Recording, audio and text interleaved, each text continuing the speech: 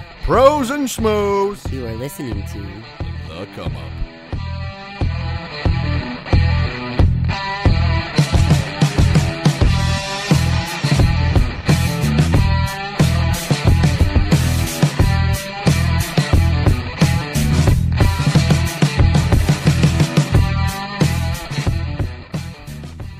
It's time for another episode of The Come Up. I'm Hailey Delphin. With me is my husband, Ryan Delph. Yo. And we got a show for you today. We sure do. Let's catch up with us, though. Yeah, what's going on with you? Contest prep is underway. Still don't have E. coli, so that's good. It's a good start. I'm feeling pretty good, actually. What are you, about 15 weeks, 15 and a half? 15 point something, yes. Sweet. So, yeah. The show is November 10th in Long Beach. And I also, yesterday I informed Andrea Watson, and she will be there embarrassing me from the crowd. So we have that going for us. Perfect. Yeah. Maybe I have somebody to hang out with now. Well, my sister's going. Oh, yeah, Caitlin's going. Can't trust you guys, though. You'll end up at the nearest buffet. That will probably happen. Fatties.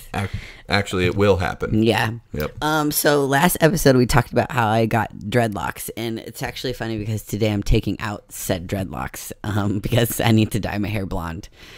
Your hair's been growing fast as fuck. Super fucking fast. But I like your dreadlocks. I like them too, but like when they're 2 inches grown out, that's not a good look for anybody, especially me. So yeah, that's what's going on with me. What about you, Rye Dog? Still rehabbing this knee a little bit for the fight. 30 as of today, recording this. What's today? The 25th. Yeah. I am 29 days out from my fight.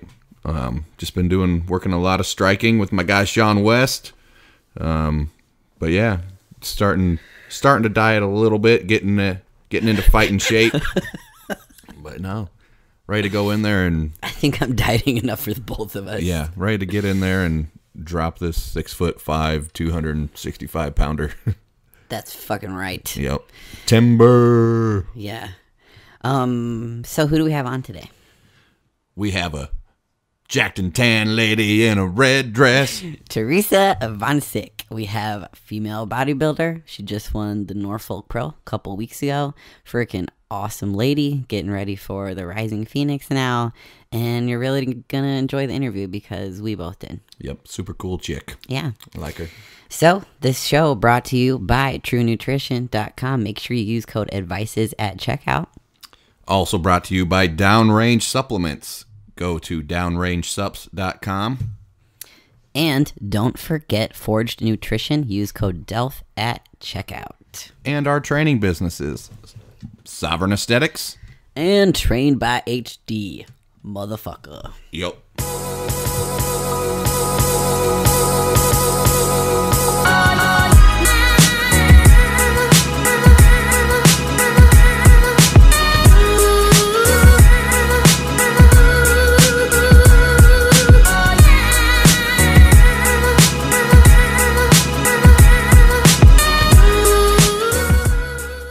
Welcome back to another episode of The Come Up. I am Hailey, and with me is Ryan.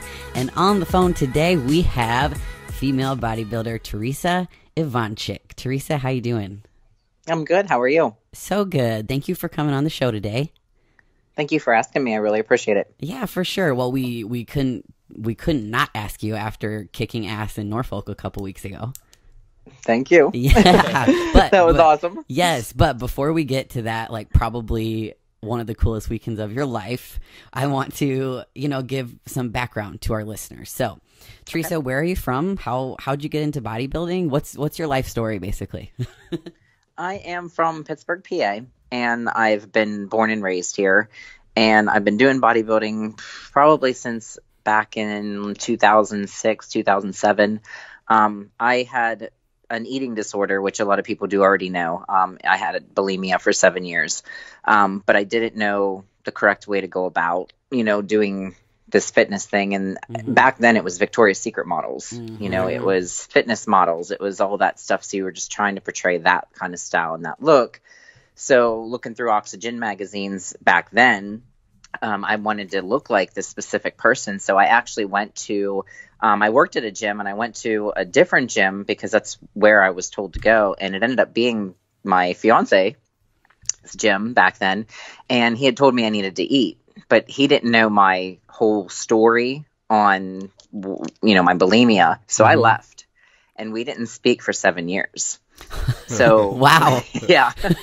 So then I ended up waiting on him at a local restaurant, and this was back probably like 2007. And I was like, I really want to do this, So then we ended up getting together, and then we kind of like it just took off from there. And then, basically I've just been training, did figure, moved into women's bodybuilding in 2010. I took my grandfather at 83 at the time on stage with me. He competed as well. Badass. Yeah, he had that dream, but nobody to push, and we made sure that he was on there with running shorts, not Speedos, because he did not want to go up there in Speedos. And they made him a special plaque, like that changed his life, How cool. And he's been kind of like a mentor of mine through this whole thing. He passed away at 91 about a year ago. So we're kind of we pushed this to do this for them, him and Jeff's father. We lost both like a weekend apart. Wow. But that's pretty much, I've been in fitness pretty much all my life.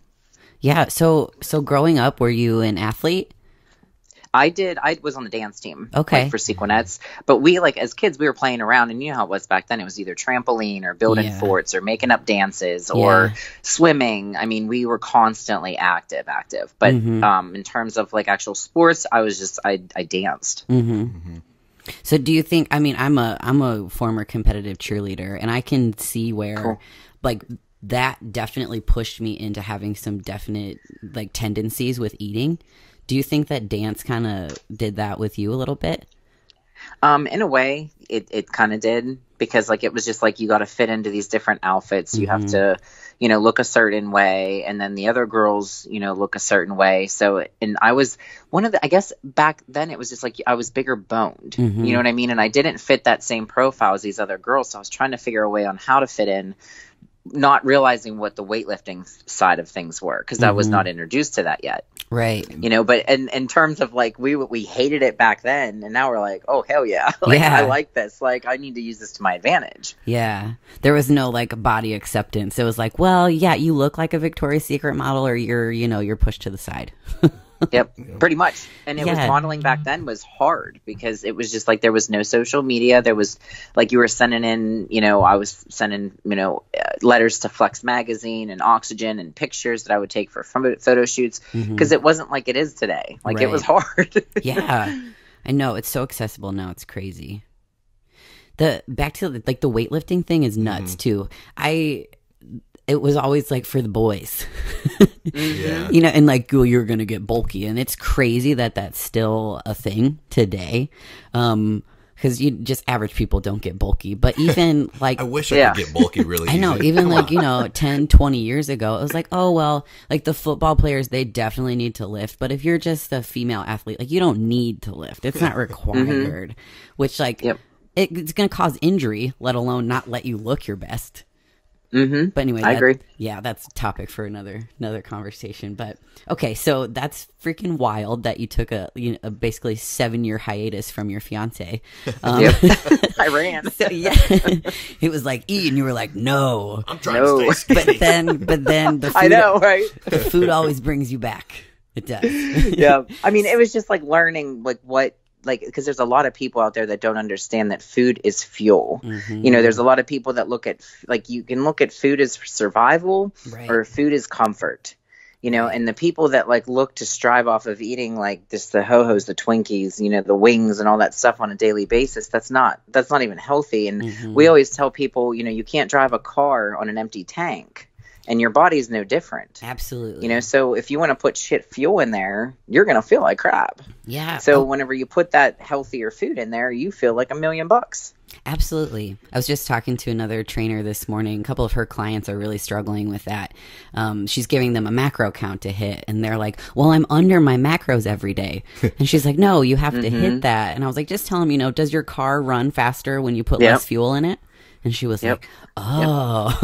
And you need those case scenarios. Yeah, exactly. And the thing with that, you might be under your macros, but your only carb source is ho-hos. Yeah. You're having 2 ho-hos sugar. a day. Basic sugar. Yes. So is your fiance's name is Jeff, correct? Yes. Okay. Does he coach you, or do you have a coach?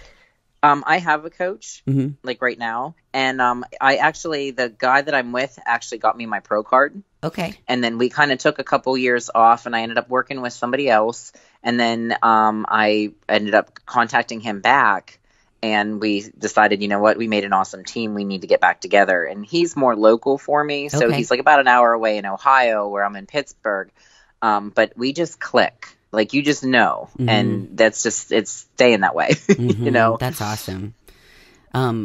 So where'd you turn pro at? Miami Nationals. Okay. But it took me 10 years to get it. Holy shit. And I lost by a point pretty much every show that I did. I was doing 2 to 3 national shows a year for 10 years. Wow. And yeah. So it was always. You mean you didn't get really upset and angry after your second year competing and say, this is fucking bullshit, the judges are out to get me? I mean, you do think that, you know, but I mean, I had that goal. And I was not letting that go. Like, I had 3 main dreams, and we speak at the local college on breaking the norms and stuff like that too. And all I wanted to do was be a trainer, own my own gym, and become an IFBB pro. And I achieved every single one of them. Hell yeah. And it's like, you know, what do you do? So then it's like, you know, Rising Phoenix came up, you know, and then it's like, oh shit, I did that now. So now what do you do? Like, top 5 and then try to win that, you know, and it just keeps, there's never an ending barrier, you know, to anything that you try to do. That's awesome. That's so awesome to hear, because, you know, you've been doing this for 10 plus years, and some people are like, motherfucker, I didn't win USA's. I'm over it. Yeah. Oh, I mean, there's a lot of people that I get agitated with that do one show and go pro. Yeah. You know, and sometimes it might be luck of the draw that whoever stepped on stage that day, but it's still like, and then like they get this high hiatus and write all this stuff on their social media, and then they automatically become a coach the next day. Right. And you're like, what the shit? Like, I paid my dues. I know more than you do. Yeah. And they just act like their shit don't stink. Yeah. One thing's for sure too, if you can go and turn pro in one show, you're just a freak. Like, that's not coaching. Exactly. Right. Yep. You know how to build others up, or you know, lose body fat. I don't know. Yeah, exactly. Yep. Well, that's genetics. Really cool. I mean, you just have good genetics. Absolutely. Okay, so let's talk about your big win at the Lenda Murray Pro. Tell us all about that. Going into that show, like, for some reason this year, I was, I don't know, extremely confident. I knew there was going to be a big lineup. There was 12 of us. But I had done that as my pro debut. I knew how the show was semi-ran, and I really like it. It's very, very organized. And we flown over early, you know, and I ended up getting extra sleep than what I normally would do. And we did a lot of tweaking into the hotel room, like, as we were going into that show. But it was like, I didn't practice posing. I made my routine up in between pre-judge and the night show. I was just so laid back. Awesome. Like, and I hit the poses better than I ever have, because I think a lot of people over practice. Yeah. And it's like, if at this point in the time of the game, if you don't know your body and you don't know how to pose, like, you got problems. Yes. So, I mean, I just feel like, you know, like, you should be able to do it like second nature. You know how you cheer. You know, you go out there, you just do your thing. And that's just basically what I did. I was just so relaxed this time going in. And then, you know, I did not know if I was going to win or not. There is an even number. They do that a lot. So, you know, your time between pre-judge and the night show, you're nervous because you don't know which way it's going to go. Yep. And and then to win, I started crying, because it's like, I won a pro show. Yeah. You know, and that was the first pro show that I actually won. Yeah. So the emotions were very, very strong there. Yeah. So deserving too. You looked freaking awesome. Thank you. Just beautiful all around. That's what the main thing that we had tried, and even the interviews that I did with Maximum Muscle Report, it was all about the balance, the symmetry, and the femininity, to bring it all in as one and bring in a conditioned package. I might have been a little bit smaller than what I am, like, usually, but the goal for Rising Phoenix is come in a little bit bigger and fuller. But we did what we needed to do to seal that deal to get to the Rising Phoenix this year. Absolutely. So talking about femininity, that seems to be coming up a lot in, you know, podcasts. Everybody's talking about it. And everybody says, well, it's drugs that take away from femininity, and that's definitely part of it. But how do you make sure that you keep yours, and what's your best advice to help, all competitors maintain that balance? I mean, I firmly believe just do the backgrounds on your coaches, because there's a lot of them that don't understand that you are a female, and they will make you take stuff that normally you shouldn't take. But there also is you as well, where you can say no. Right. Do your research yourself, do a look on the side effects, and if you feel that you are, changing in a way that you don't like, then you need to speak up or change coaches or, do what you need to do. But I mean, that would be probably my best advice is like, it's your body. They're not putting it in there. You are. So you make the decision of what you want to take and what you don't want to take. Yep. I think research is a big point right there. We've literally had people, women come to us before switching coaches, and we're like, okay, so what's your supplementation history look like? And they're like, oh, I'm 100% natural, blah, blah, blah. And we're like, so what have you taken? And they're like, well, I've taken this, and I've taken something called Anavar. And we're like, whoa. Yeah. You're not natty then. That is a steroid. You know? And it's just like a little bikini girl who's never even competed before. Yeah, exactly. They're not educated. They're a lot of people will do what it takes to win. And I'm not. It's one of the things that I have told myself since 2010 when I stepped on that stage, and I said that I would never cross that line. There's a fine line, and the second you cross it, you can't come back. So it's just not crossing that fine line and staying where you are and seeing what you see in the mirror every day. Because at the end of the day, I want to be able to turn around, put on a dress, represent female bodybuilding as female bodybuilding, and I want to be a good representative for the sport. I want to bring it back to where, it was with Lenda Murray and Corey Everson and all those girls, because it was just classy. I mean, I just really like that classy look with the female bodybuilding, not so hard, rough, and just like beefy and manny. You know what I mean? Like it's just, so just stay like more feminine and relaxed, and just showcase it in more of an artistic way, I guess. Well, you're nailing it. Yeah, I was going to say. Thank you. Well, Theresa, I think you're doing a good job from the red dress pictures you posted. No, I should. Smoking. Ryan and I, like after the Norfolk, we were like looking through all the media, and we both were sitting on the couch, and the picture you posted in a red dress before you like went out, we both looked at each other and we were like, well, damn. Those photo shoot pictures didn't even get to me yet, so I haven't even gotten those yet, because I shot in that the next day. But heck, yeah. That's awesome. Yep, you're doing all right. Thank you. So rumor has it that Lenda Murray has quite the spread at the show. Oh yeah, backstage, food-wise. What's her show like? Everybody says she does it real big. I actually never even made it over to where she has all the goodies. Yeah. Oh man. Well, I mean, I saw people carrying the pizza, and the cookies and all this stuff, but I never even went that way. Yeah. Well, if you had a photo shoot the next day, totally, I get it. That's the thing. People don't think about that. I'm like, well, if I eat pizza, I'm gonna look like shit tomorrow. So. And I mean, I think a lot of the times, like, it's a lot of the amateurs, like, because this was a pro AM. But I mean, at the same time, like, I used to do it too, and now it's like as a pro and being on this kind of level, I don't want that stuff. No, like, it's just like, for some reason, like, I could care less if someone puts a cupcake in my face after I'm done with the show. I don't want it. It just makes me feel like crap. Totally. And then you want to portray, that professionalism in the sport, and just, don't let the people see you doing it. Right. Like, I'll go out, get a burger, French fries. I'm one of those people that don't eat the bun if I'm going to have the French fries. Like, I do just smart, thinking there. I don't want to blow up like a blimp afterwards. I'm done with that, but a lot of the people still do. Totally. But I mean, I just wish that they wouldn't do that and rebound so much, because I've had a lot of people that I've dealt with that did have post-depression from shows that have body image, problems that can't handle it. Yep. I think that's a big problem and a big topic, where a lot of people are becoming suicidal because they can't handle it.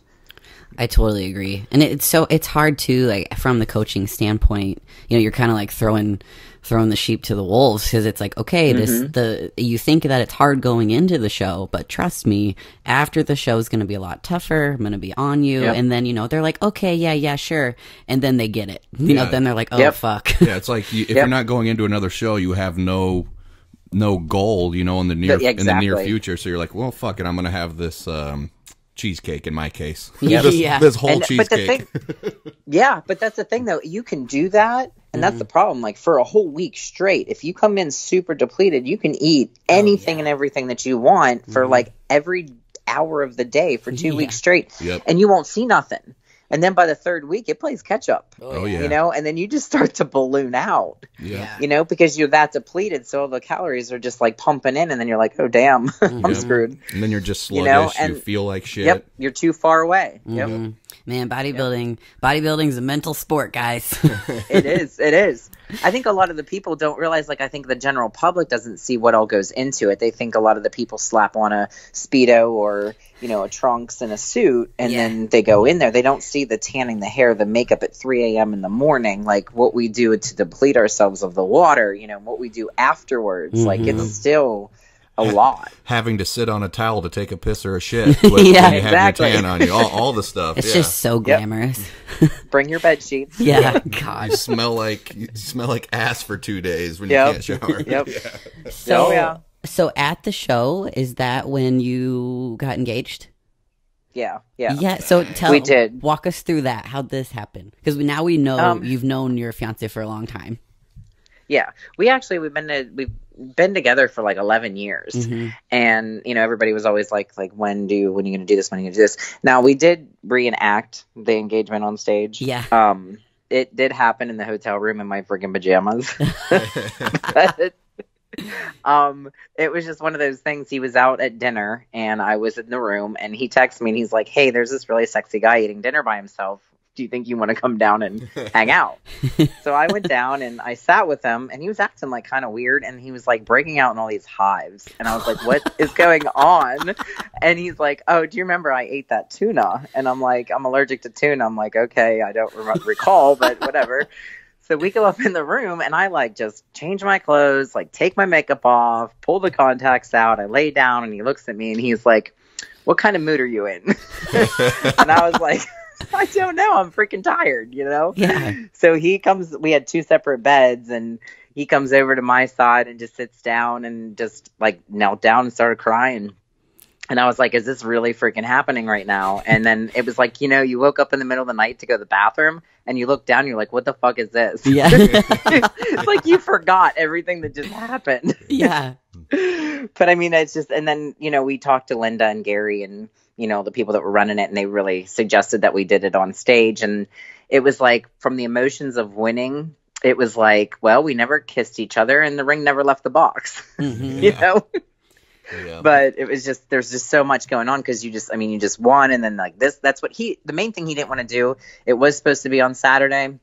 He did not want to do that because he was afraid that I would cry and my makeup would run, and then I'd be pissed because I was doing photos and interviews. Smart man. Thinking ahead. Smart man. Yes.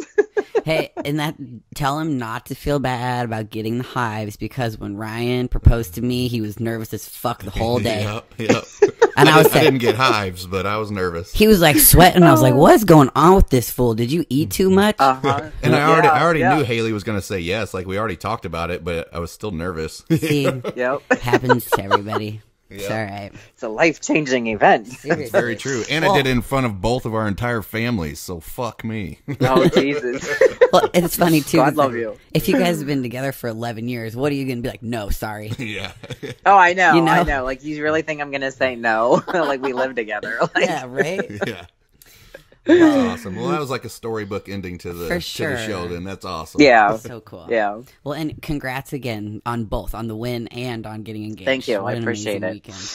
But let's talk a little bit more about female bodybuilding and the future of of female bodybuilding. Where do you see this all going now that, you know, Jake and Wings of Strength was really excited to say that they're going to be title sponsors this year for the Olympia, you know, and I think everybody that's a fan of female bodybuilding is like, oh, hell yeah, that's our foot in the door. Let's bring it back. What's your take on that?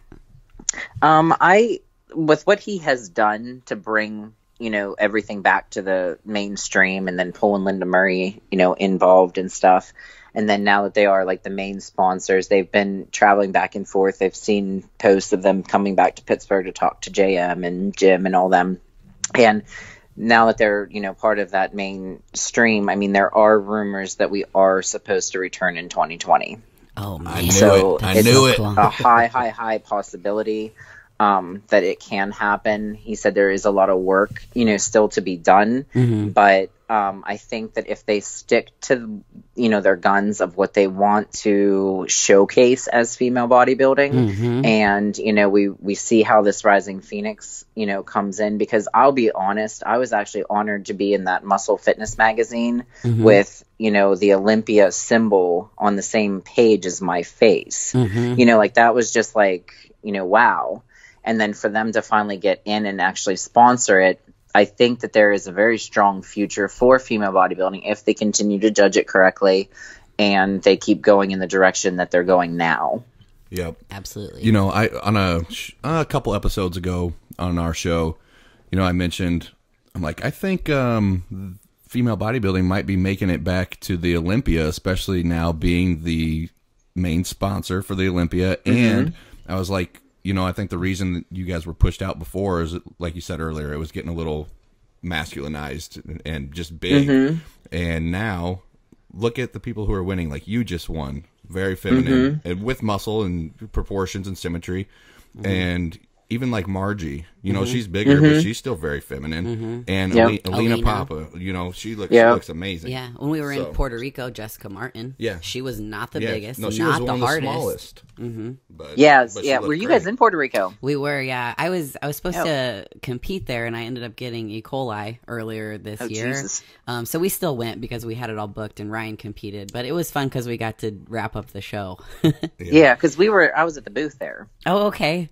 I didn't see you in that's Puerto why I was Rico. like, yeah, because we had shift work. We had different shifts. Man, I can imagine. So you might have been down there like the times that we were, you know, because we had a morning and afternoon. So you're probably there when I wasn't there. Yeah. We snagged a pic with Alina and talked to Isabel for a little bit. Yeah. That was about it. Yeah. I love. I mean, the girls, I think, like, which has really changed, you know, with Wings of Strength is we're all now like more of a family. And we all get along, and it's just like we all just are here to have fun. Like, we're all here to do the same thing, but it's not like what it like used to be in terms of like cutthroat. It's just like we all just like really enjoy what we do, you know, and we can sit there and just like hang out, you know, train together and stuff like that. It's just a whole different feeling. It really is. That's so cool. And there's not many other women in the world who understand or can do what you guys do. True. You know, so to have that camaraderie. And yeah, you want to beat each other, but you know, it's still like a sisterhood, I guess would be a good way to put it. Yep. Yeah. So that's really cool. Just because you do well doesn't mean you don't want the other person to do their best. Right. Oh, no. And if they're better than you, they're better than you. Yeah. It's just, it's the day. It's like, is it going to be your day or is it not going to be your day? Like, are you going to be on or are you going to be off? I mean, you can't hate people because they won. You know, but you have to look at the overall, you know, package, the scorecards, and say, okay, I didn't win. Like, I need to fix this. I need to fix that, you know. But still, that there's still some girls that will hold grudges and won't send a congratulations to anybody. Right. You know, and everybody that has won in this past, you know, year, I've tried to personally go in and send them a private message of congratulations because they deserve it. Yes. Yep. Absolutely. That's just being respectful. Yeah.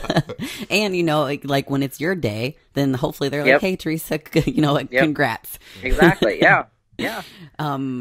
Yeah. So super cool. I think that from the women's physique perspective, if we could hopefully bring female bodybuilding back to the Olympia and into the big portion of the IFBB, that would help us kind of tone it down a little bit. because, you know, with every division, I mean, you look at bikini, you look at figure, women's physique, and female bodybuilding, it's like the evolution every year, it just gets bigger and harder.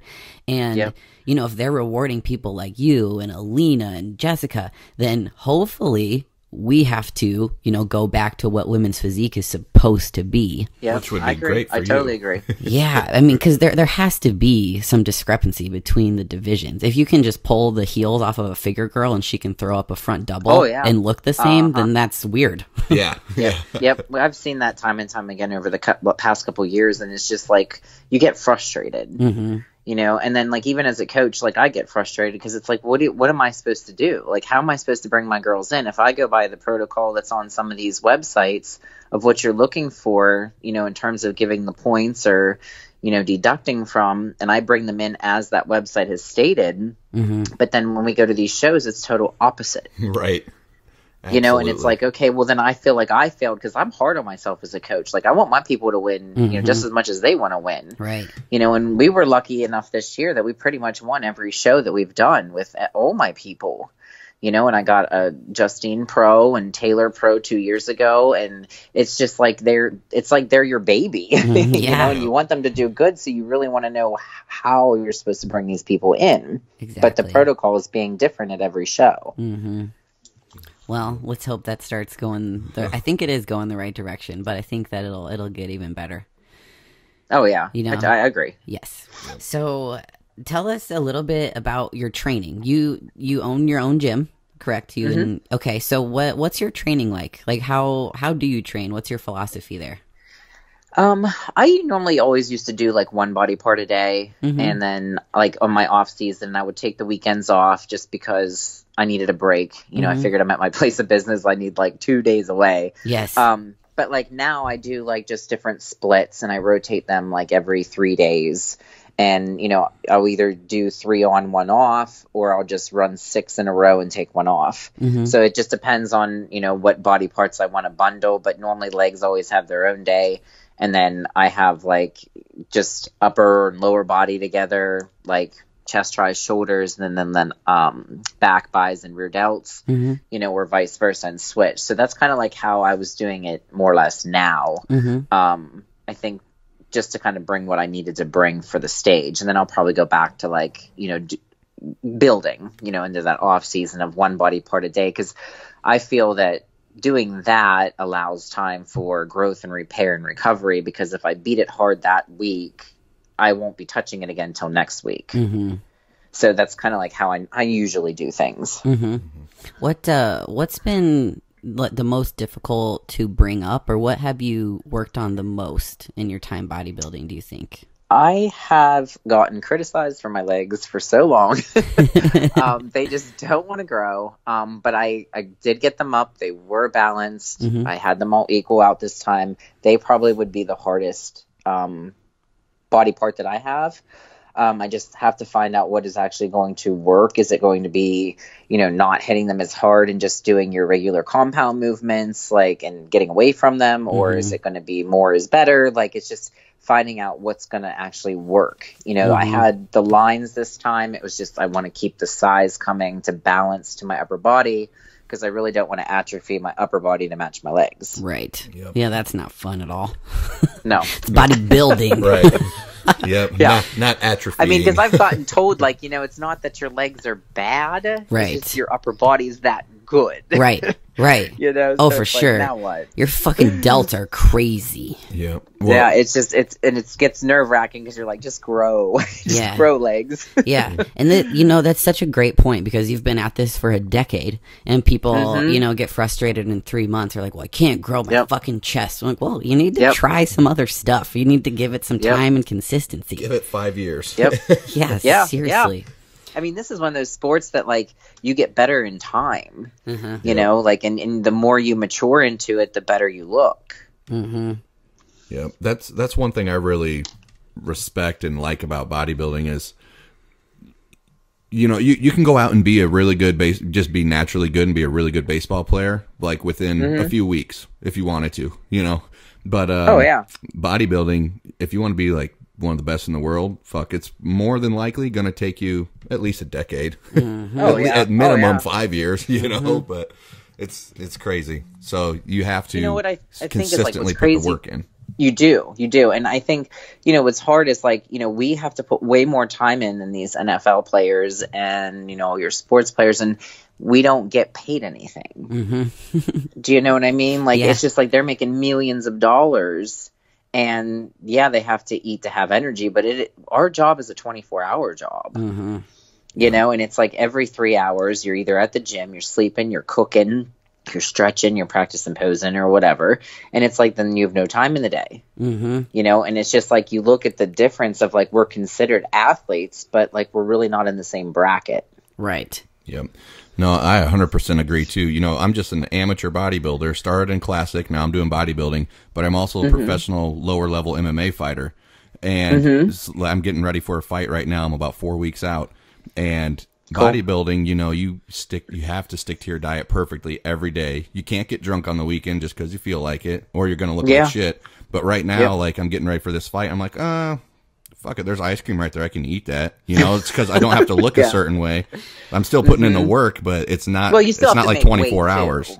too. Well, luckily I'm a heavyweight, so I'm like right in the middle of, I'm like 250. I can be up to 265, so I'm good. And then you'll be fine. Yeah. It's really fun for me, Theresa, because I'm 16 weeks out, and now I get to watch him just, sporadically eat pizza and ice cream if you want. Yeah.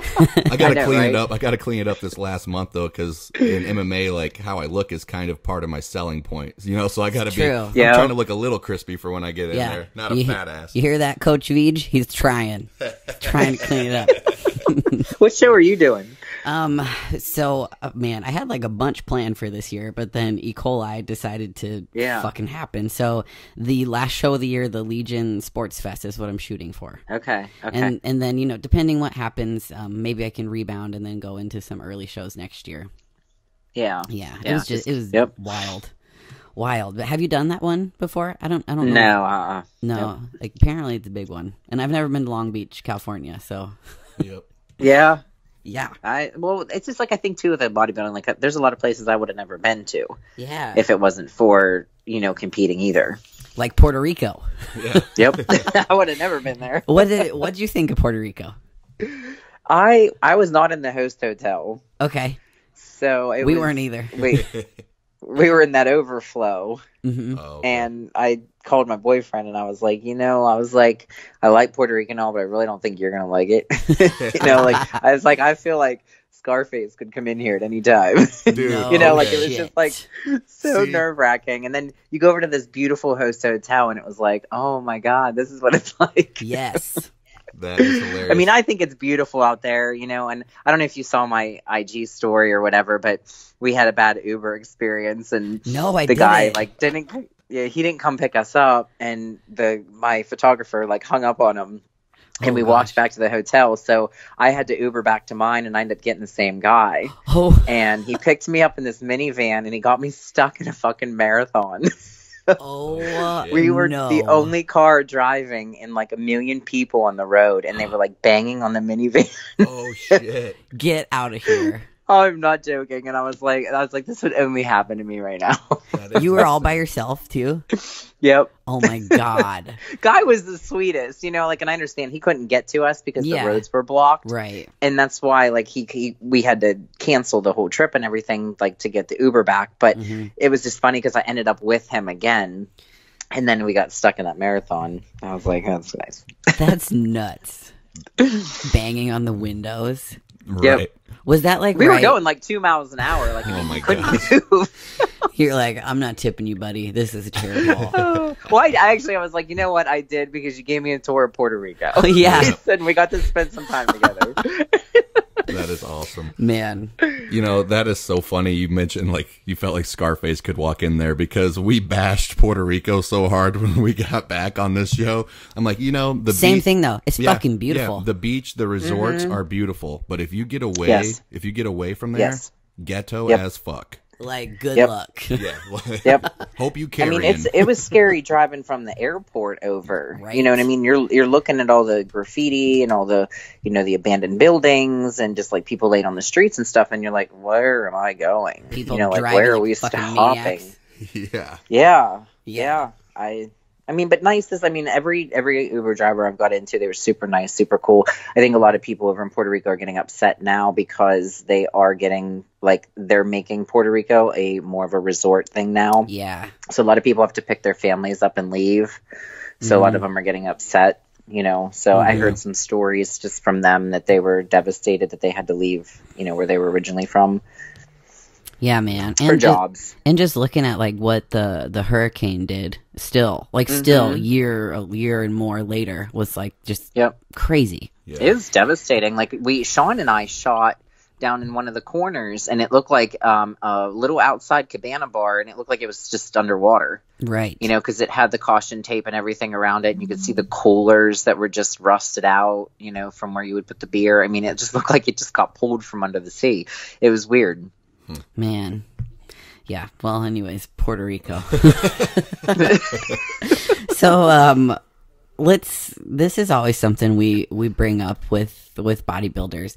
When you go out in public, because you're not, typical little dainty girl, how do you deal with the public? Because you get stared at. I know you do, because I get freaking stared at when I don't have sleeves on. So what's your take on that? What advice do you have? What do you do? Do you have any like really funny stories about people being weird in public? What's going to sound really, really strange. It's just, I think a lot of that's just going to be on how you carry yourself. If you are out in public acting like a hard ass, you're going to get the nasty comments. I seriously don't. I mean, which is weirdly strange. Like I'll be walking the dog and somebody will like pull their car window down and they'll say like, I wish I would have as much dedication as you, or I'll go into Walmart and we'll just get asked about diets and nutrition. And then like the employees, this older lady came over to me and asked me if she could please touch my bicep. Like, at least she asked. I mean, that's just, yeah. But I mean, it's just weird because I don't barely ever get the negative comments. You'll get a lot of the people like nudging people and saying, look at her. Yep. But I mean, I can't say that like I had ever had a bad experience.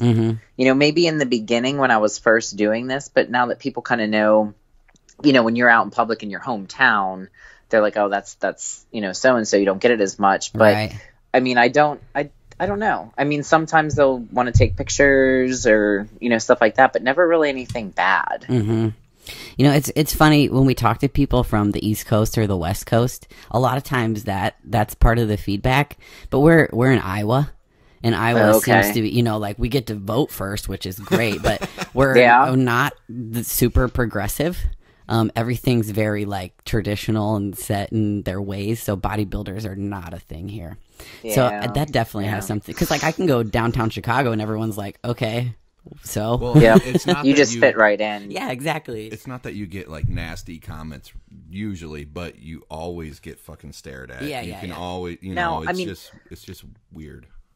I will say, like I had gotten the local paper to put an article in with me after I had gotten my pro show the 1 year. And this was 2017 going into Rising Phoenix because it was about me getting ready to go to Worlds. And my sister had texted me later that night and she goes, oh my God, T, I'm going to have a panic attack for what people are saying about you. And I had clicked on it, by accident, and I started bawling because these are people in my home freaking town, like criticizing me and saying some really nasty ass things on this feed of the Butler Eagle. And I was just like, this is unbelievable right now. I said, why am I getting crucified for something I love to do? Right. And I just basically, I mean, damn well that it's those heavier weight people, people that have no drive or no discipline, that they're the ones that are talking. So you just really can't let them get in your head. So, I mean, I just had to remove myself from that post or untag myself from it and just not look, because I just didn't want to know. But I was just like, people that are here, it's just unbelievable, that they could sit there and turn around and say something about that. But that goes to say like the same thing like you were saying, where you are in Iowa or whatever, but I mean, like, this is what I do, and you're around like your positive people, but there are a lot of negative people still out there. Oh, yeah. They might not say it to your face, but they're going to be the ones to type it underneath a keyboard. Yeah. You're so right too. It's like most of the time you're just like, man, you must not like yourself very much. Exactly. Because if you have the time to criticize someone else for doing what they love, because it's pretty clear that we choose to look the way that we do. Some people are like, oh, I don't want that to happen to me. Well, nothing fucking happened to me. It didn't just happen to you that you look like yourself. You got to work for this, and So I think the main thing that people need to understand is you're not doing it for anybody else, but yourself. Yep. So those comments and things, they don't mean anything. Right. And it's like, sorry you hate me, but I'm loving my life. That's right. So. And that's why I love going to bodybuilding shows so much. I tell everybody, like, I've never met a female bodybuilder that I don't get along with, because honestly, female bodybuilders are the nicest women in bodybuilding, because thank you. The bigger classes, like it's harder to get more muscle, and we understand what it's like, what it takes, the dedication, and how you can get crucified when you're in just a general population setting, but when you're in the bodybuilding community, it should be revered, and it is. So that's really cool. You have to be pretty comfortable with yourself. Yeah, for sure. I mean, you do, and you just have to blow the people off, and I mean, it is what it is. There's sometimes you just kind of shrug it off. Now, if I know that the looks will be there. There's times where if I'm not with my fiance now, I will wear a t-shirt or a hoodie or something if I'm not in the mood to have people stare at me. Yeah. So if you don't want the attention drawn to you, then just cover up. Yeah. No one's gonna know. Totally. That's the only thing that sucks about it being July, because it's like 110 degrees. Hot. So they're like, why do you have a hoodie on? I'm like, God damn it. Yep. For real. So then you look even just more weird. I know. They're like, what's this freak doing? It's 100 degrees outside. She's on drugs. Yeah. Yep. And not the bodybuilding kind. Yeah. Fuck. Yep. So let's go to everybody's favorite segment of the show. Yeah. The Schmoe Corner. We know Theresa has a lot of these. Yeah. So you share whatever you want, Theresa. What's your favorite, or just pick one out of the hat? What's your Schmoe Corner for us? Well, I'll give you two. Perfect. One guy always wants to buy my thongs. What? So, what? You get all those kind of questions. Hey, if they're willing to pony up, might as well. I know, right? And then this morning I got notified that, somebody decided, a fan would, just go out and create another IG of myself. Exact same name that I have, but with a period in between my name and the IFBB Pro. So it looked exactly the same. Put a official backup site on there, and then stuck a link to that fans only, which I am not on anything of. So my employee thought it was me and followed back, and they actually messaged him and said, thank you for following me. Follow me on my live show. I'm going to be doing that in the next, so and so many minutes or whatever. And I'm just like, what? This shit is going on. And if anybody knows me, I keep like that classy part to female bodybuilding, and you can Google me too. You're blue in the face, and you will find no distasteful nudes or porn or videos or any of that stuff out there. I just don't do it because I respect the sport. So when this guy is going out there doing that to me, I get nervous, and I wanted to report it, but then I was scared to report it because the name's so close. IG would probably delete the wrong one. Right. Yeah, and you have like 130K or something. Yeah, you don't lot. want that deleted.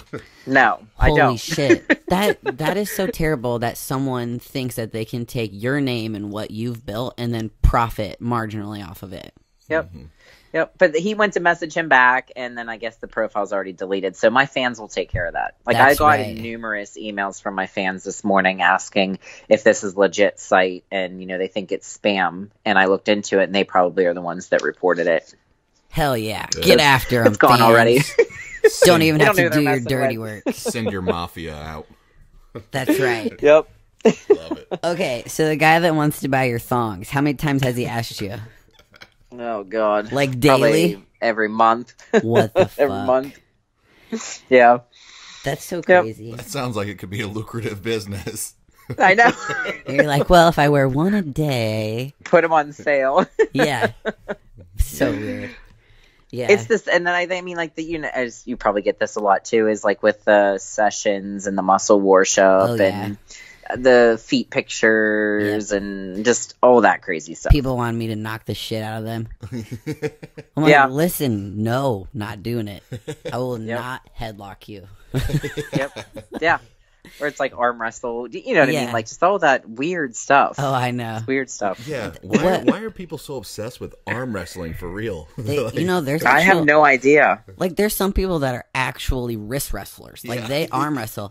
Freaking bodybuilders, I swear to God, like, I used to be a teacher, and my freaking students one year, they were like, oh, Mrs. Delph, we signed you up for American Ninja Warrior because we think that you can. They're like 17-year-olds and they're just trying to be nice. And I'm like, okay, guys, you do know, like, I just like lift weights and diet. I'm not a ninja. Yeah. They're like, no, you can do it. So it's like that. Like, people are like, oh my God, you have biceps, you can totally arm wrestle. Well, that's not even, doesn't correlate. Right. I actually, and I'm mad about it, but that I missed it. But do you know that Broken Skull challenge with Steve Austin? Yeah. Our friend Jesse's been on that show. Yes, one of my business partners did it. Yeah, I interviewed for it, and Sick. the guy I made it on, and the guy had told me, he's like, I'm going to tell you right now, he's like, we hate female bodybuilders. He's like, because you guys suck. Like, just because we're so heavy. Right. You know what I mean? And he's like, if you can go on YouTube and just start posting some pictures of you doing pull-ups, push-ups, agility stuff, tire flips, ropes, and stuff like that, he's like, well, I'll really push to have you on because I really like you. Yeah. So they ended up booking that season. And then like a couple months later, I got a voicemail from the lady saying that, I'm sorry, we passed you up this season. You have first dibs on coming on. You know, this season, let me know if you're ready to go. And it was just like, it was right when I was going to Rising Phoenix. Shit. And I'm like, I'm not breaking a bone to go do this, but it was just that opportunity, that you would have liked to test it yourself to see how far you could have made it. This training would have had to have been so different. Hell yeah. For that style. But it maybe down the road, maybe. That'd be fun. But it'd been cool. It would be so cool for female bodybuilding, too, because then you could be like, see, look. We can do it. We can freaking do it. Yeah. We're not what you think we are. Some of you are still athletes. Yeah. Man, people are, like, some people are blessed with, like, really fast metabolism. I'm not freaking one of those people. I have to sprint, like, every day. So, it sucks. I don't know. It would be a whole different style. I mean, look at Dana. Yeah. When she tried Ninja Warrior. Same thing. Everyone like, she's gonna kill it. Well, not so much. No. Yeah, you can't. We all watch though. Yeah, of course. She's got so many freaking followers. They're like, oh, we're definitely putting her on.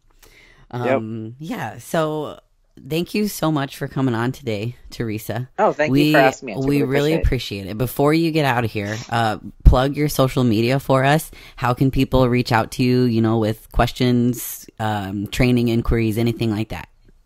Okay, my Facebook is just Theresa Ivancik. My website is theresaivancik.com. It has a link for my email on there. And my social media IG is T Ivancik with the underscore IFBB Pro. Perfect. Well, thank you. And we wish you the best of luck at the Rising Phoenix. We hope you kick ass. Thank you so much. I'm hoping to bring it home to Pittsburgh. Hell yeah.